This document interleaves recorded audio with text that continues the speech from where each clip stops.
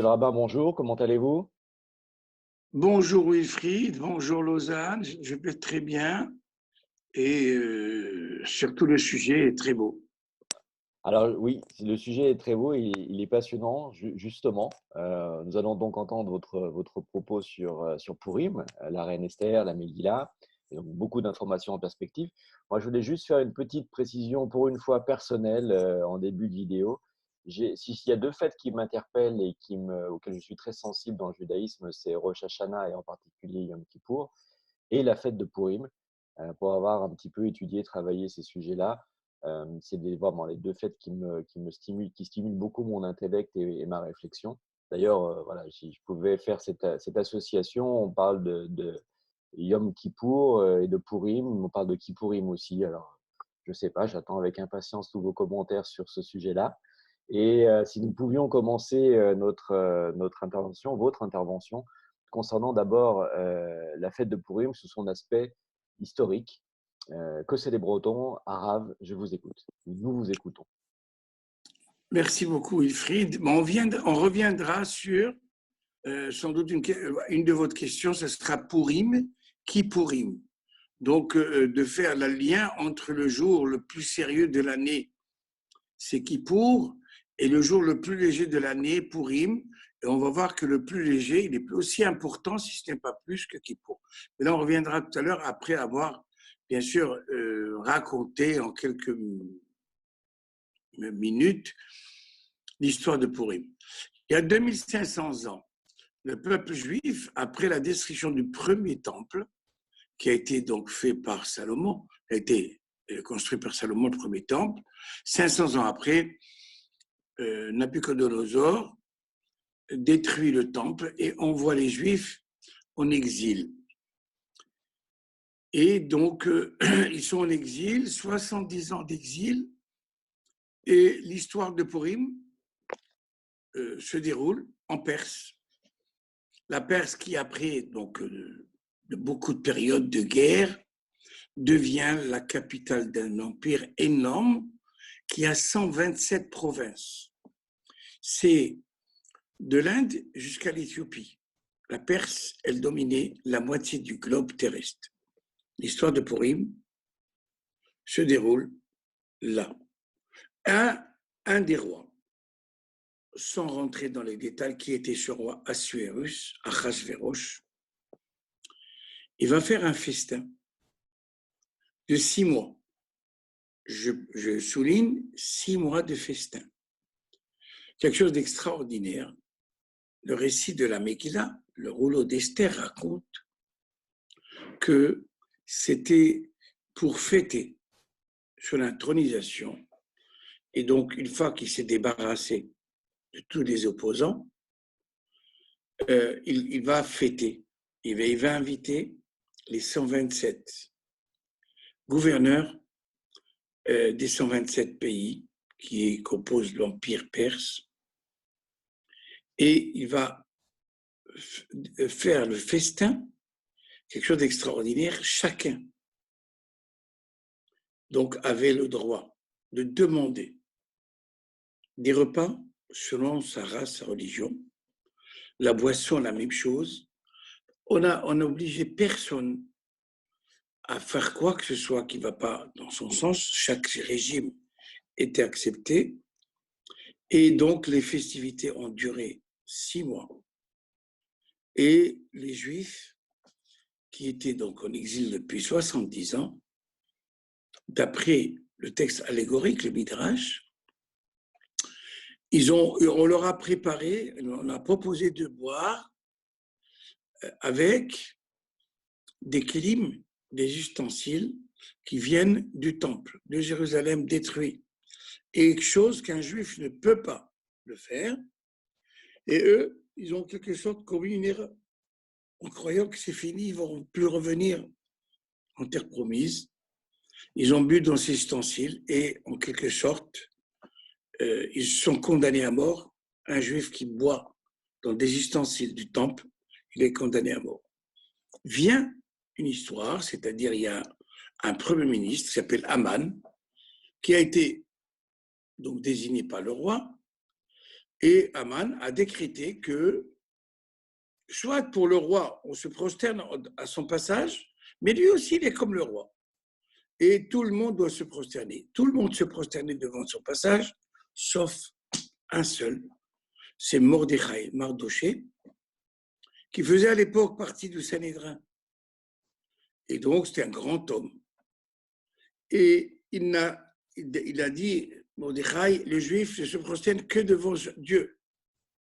Et ça a énervé énormément, ça a contrarié Aman, qu'il a décrété en tirant au sort, ça s'appelle Purim, tirage au sort, que les Juifs, tous les Juifs de 127 provinces, devaient être exterminés le même jour, le 13 du mois de Hadar.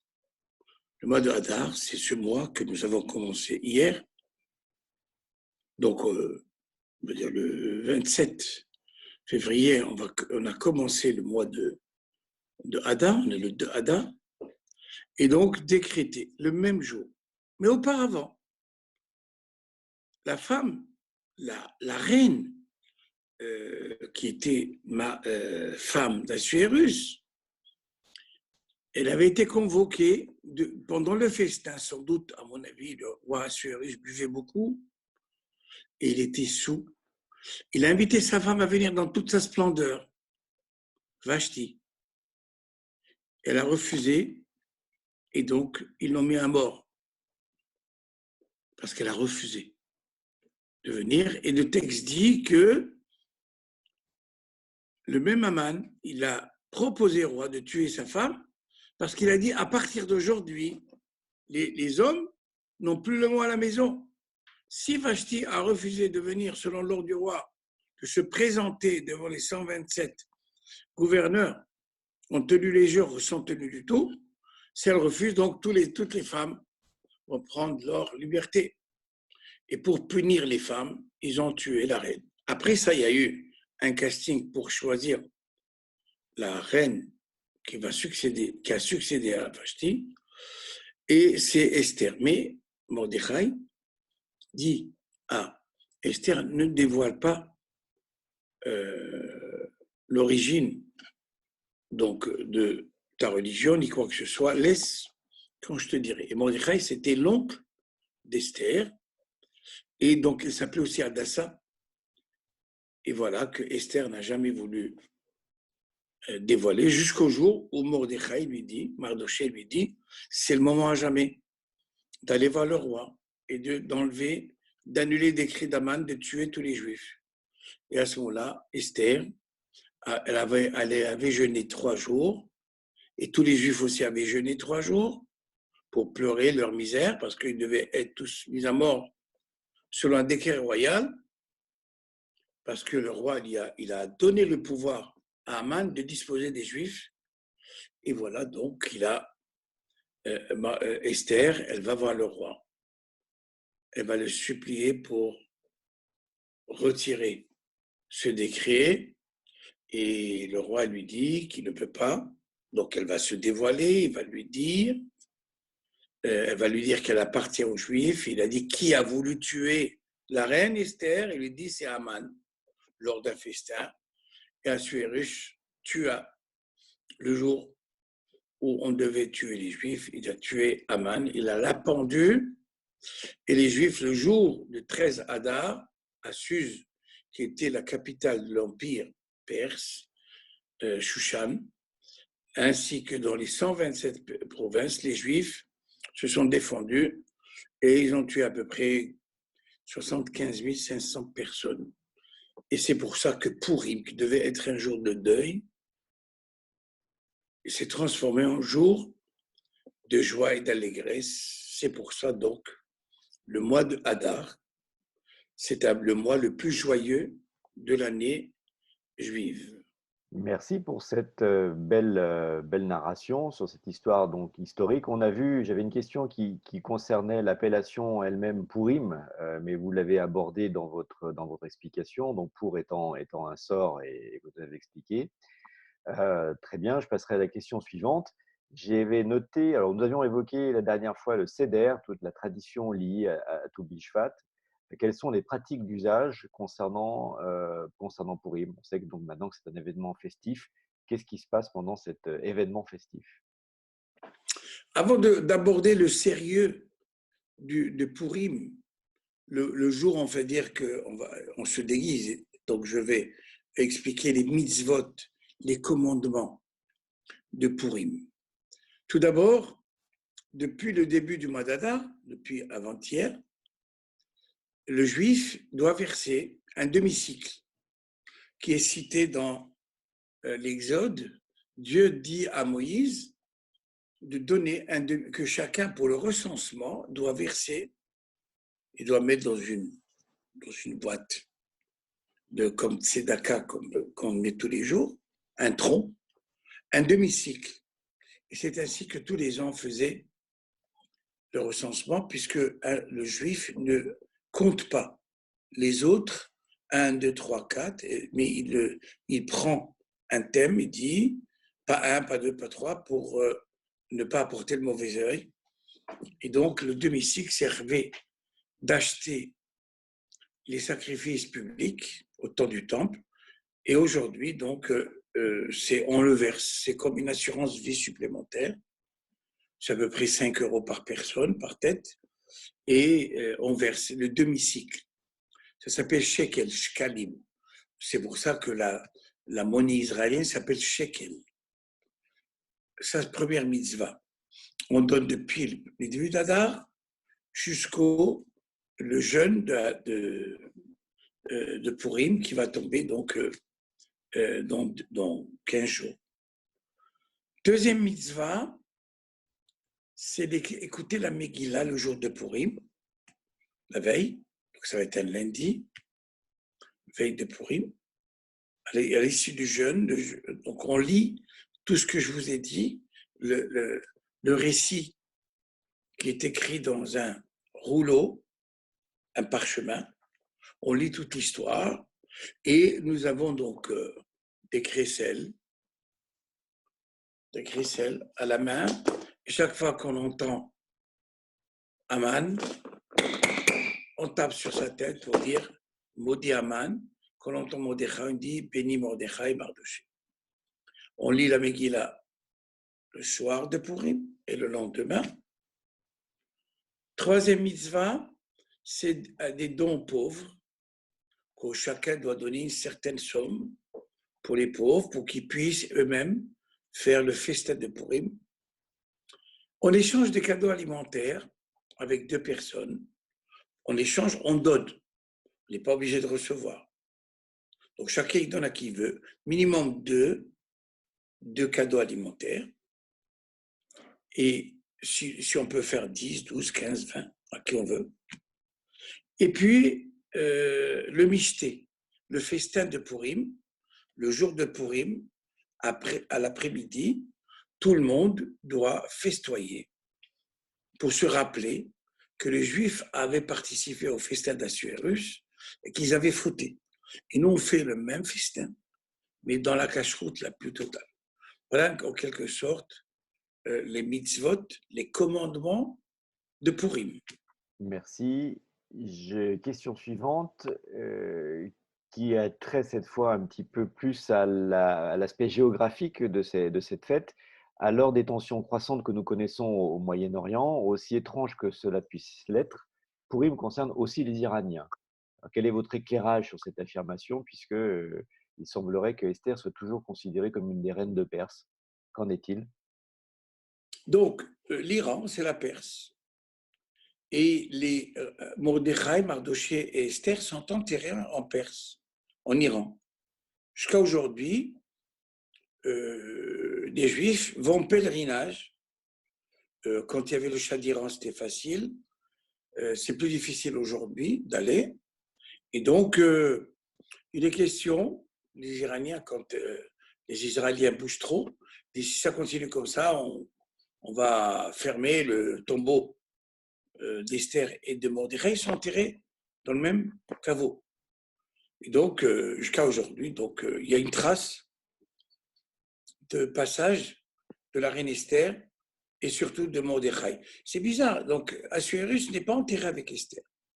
Que Mordechai et Esther. Pourquoi? Peut-être à sa mort, la reine Esther voulait donc être enterrée à part, comme tout juif qui est toujours enterré pas dans le même carré dans des cimetières communaux. Peut-être elle a voulu être enterrée avec son oncle qu'avec son mari.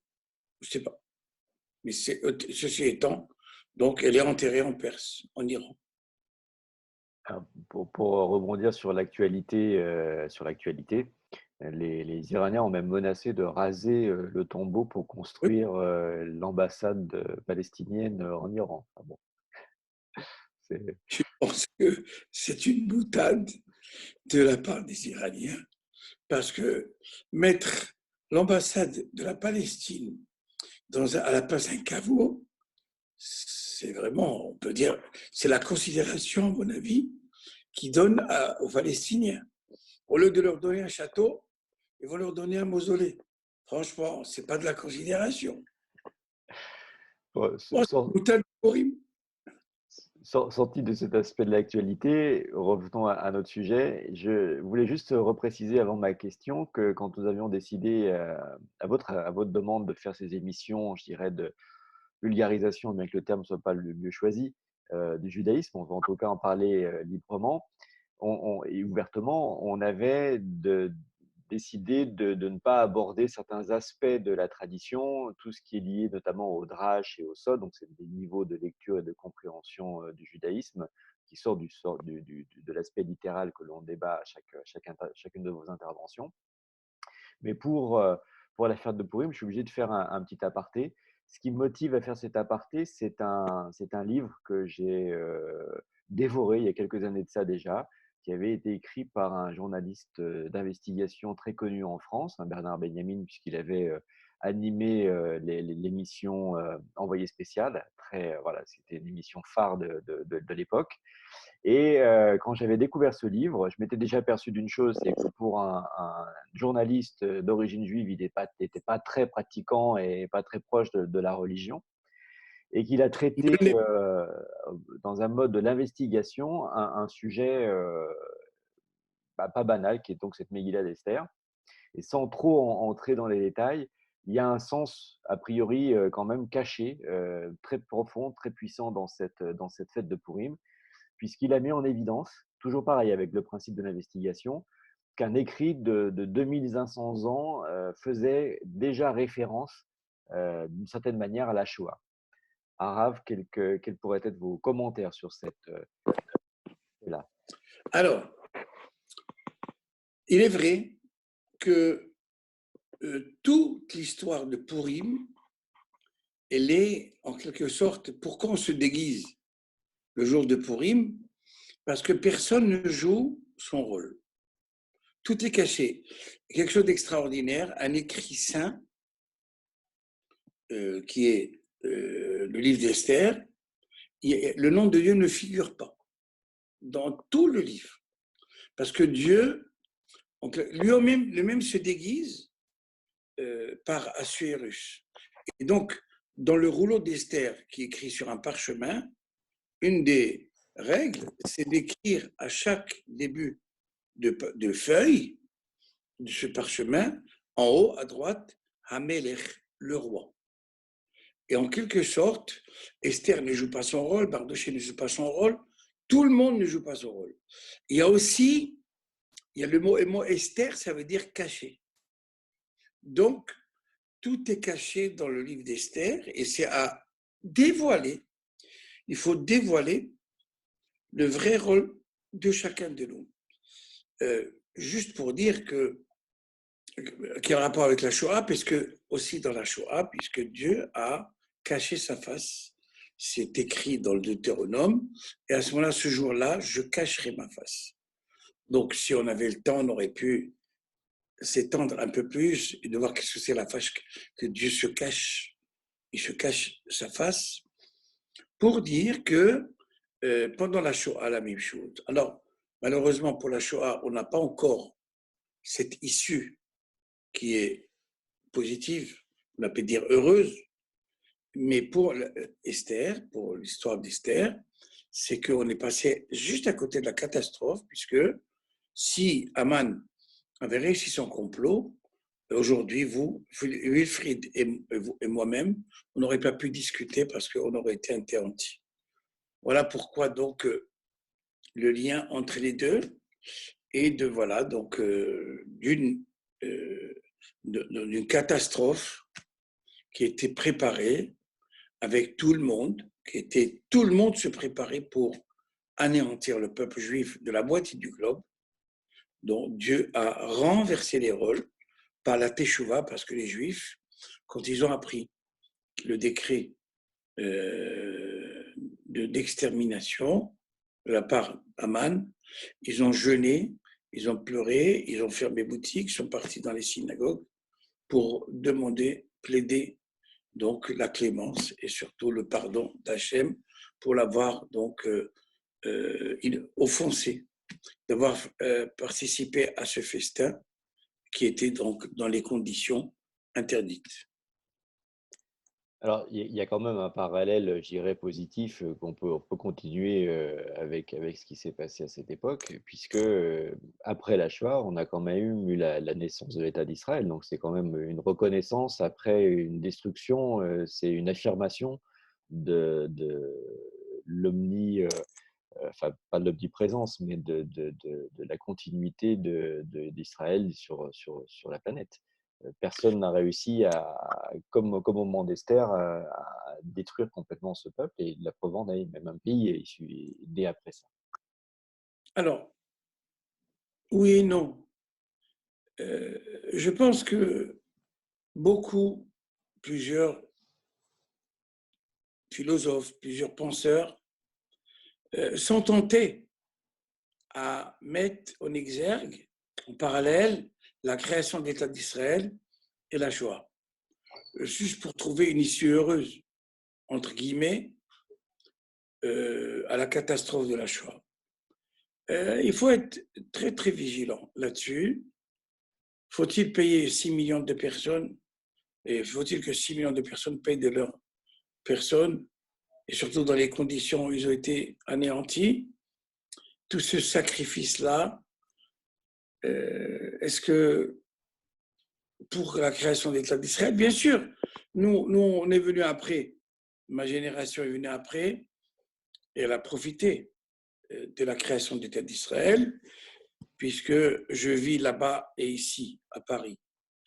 Mais faut-il penser et diriger sa pensée pour dire que le tribut qui a été payé 6 millions de Juifs pour la création de l'État d'Israël, et c'est causalité, cause à effet, je ne sais pas. Je me garde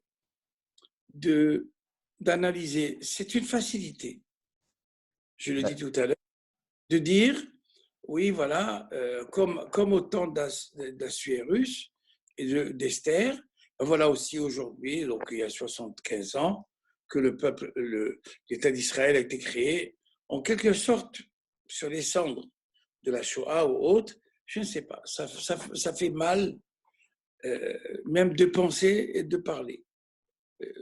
Voilà. Très bien. Tout à l'heure, en début de vidéo, vous aviez spécifié qu'on pouvait faire un rapprochement ou évoquer un lien entre Kippour, Kippourim, Pourim. Qu'est-ce que vous pourriez nous donner comme information et comme indication sur ce lien-là? Alors, mon cher Wilfried, Pourim, Kippourim. Alors, Kippourim, tout à l'heure, je l'ai dit, c'est le jour le plus saint du calendrier juif. C'est ce jour-là où Dieu, par sa miséricorde, pardonne les fautes qu'on a pu commettre vis-à-vis de lui. Il ne pardonne pas, Kippour ne pardonne pas les fautes que j'ai commises vis-à-vis de mon prochain. Pourim, c'est le jour de la joie, du festin, de la boisson. Alors, le texte dit, donc, celui qui fait avec sérieux les 5 commandements liés à Pourim, il va atteindre le même niveau de sainteté que Kippour. Alors, parce que Kippour, c'est pour les hébraïsants, Kippour, si on enlève les voyelles, Kippourim, Kippourim au pluriel, donc les jours de Kippour, comme Pourim. Donc, dans le judaïsme, il n'y a pas de jour de léger où on peut faire ce qu'on veut. Que ce soit dans la sexualité, que ce soit dans le manger, dans la boisson, que ce soit dans tous les rapports. C'est-à-dire que, une anecdote, que dans les yeshivot, dans les maisons du Talmud, dans les écoles du Talmud, ce jour-là, on mettait en boîte le directeur, qui est le rabbin de la tête pensante. Et on a enlevé, on a retiré, on a interdit ce comportement parce que même ce jour-là, on ne peut pas, même sous l'effet d'alcool, mettre en boîte une personne qui est le directeur. Parce que le lendemain de Pourim, on continue à blaguer. On imagine un directeur, il a des manières, il a des tics. Et bien, chaque fois qu'il va passer, on va faire le geste de tic, de faire ces gestes-là. Ben, on interdit. Voilà, pour dire que Pourim, qui est une journée sérieuse, une fête sérieuse, elle est aussi donc sérieuse comme Kippour. Voilà, donc dans le judaïsme, quand je le redis, il n'y a pas un jour où on peut se permettre de mettre en boîte son père, sa mère, de manquer de respect. Même alors Pourim, c'est pourquoi elle est aussi sérieuse que Kippour. Très bien.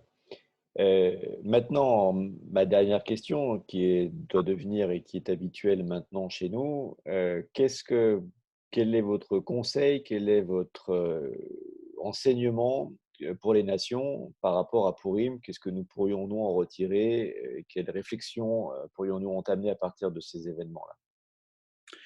Merci beaucoup pour la réponse, pour la question, pardon. Et donc, quelle leçon on peut tirer d'abord? Nous, les Juifs, et aussi pour les autres nations. Comme toutes les fêtes, chaque événement qui arrive à un peuple, pour les autres peuples, c'est une leçon. Pour dire que depuis la sortie d'Égypte, que Amalek, ce peuple qui est venu faire la guerre au peuple juif, il a cru, parce qu'ils n'étaient pas armés ni quoi que ce soit, ils n'étaient pas prêts, Hachem a intervenu. On va dire, il s'est dévoilé et il a anéanti la guerre, par l'intermédiaire de la guerre. Josué était le chef d'État major, il a fait la guerre. La même chose pour Assuérus, pour Aman. Ils ont cru, étant donné que le peuple juif était livré à lui-même, en exil depuis 70 ans, mais à cause d'un juif qui a fauté en quelque sorte vis-à-vis de Mardochai, Mordechai par rapport à Aman. Et donc, il a cru à Aman qui peut disposer de tous les juifs en versant 10 000 pièces d'or pour le rachat, pour racheter ce peuple, pour le tuer, pour l'anéantir. Et donc, la leçon était, c'est que Dieu ne laissera pas. Comme Dieu, il est le gardien de la veuve et de l'orphelin, il est le gardien de toutes les créatures, juives et non juives. Et c'est pourquoi de savoir que le dernier mot appartient au Créateur, qui veille sur ce monde-là et qui ne laissera jamais un peuple manger un autre ou l'anéantir. Alors les autres nations, donc ce jour-là de Pourim, de tirer une leçon pour la fraternité. Les 5 mitzvot, les 5 commandements de Pourim, c'est ce jour-là la fraternité, c'est-à-dire on ouvre sa porte pour l'autre, on pense à l'autre, pour le demi-cycle, pour qu'on donne un demi-cycle, pour dire que je suis qu'un demi, que sans l'autre, je ne suis rien, je ne suis pas complet. Et c'est pourquoi toujours penser à l'autre. Les Juifs doivent penser aux non-Juifs, que même s'ils n'ont pas la Torah, eh ben, ils sont aussi égaux qu'eux. Les non-Juifs disent, c'est tirons la leçon, comme quoi on doit, comme pour la guerre 39-45, beaucoup de gens ont fermé les yeux, ils ont dit c'est leur problème. Aujourd'hui, mon voisin il a un problème, j'ai un problème. Lorsque quelqu'un souffre, je dois souffrir avec lui. Lorsque quelqu'un se réjouit, je me réjouis avec lui. On ne peut pas rester impassible. Au temps d'Assuérus, tout le monde est resté. On a livré les Juifs à eux-mêmes. Ils devaient être exterminés. Où est la population? Pourquoi ils ne se sont pas insurgés pour dire on ne veut pas d'injustice? Et bien c'est aussi, Purim, c'est la lutte contre l'injustice, contre l'antisémitisme, contre l'indifférence, contre tout.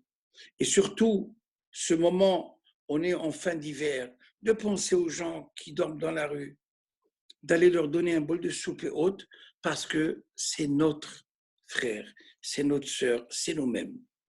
Rien à rajouter. Tout a été dit. Merci Wilfried. Merci à vous, Monsieur le rabbin. Encore un moment très intéressant passé avec vous. Je me réjouis à l'avance de vous retrouver pour une prochaine vidéo et entendre vos commentaires et interventions, toujours très riches d'enseignements. Merci beaucoup, Arav. À bientôt. Au revoir. Au revoir et surtout, j'attends avec impatience. Au revoir.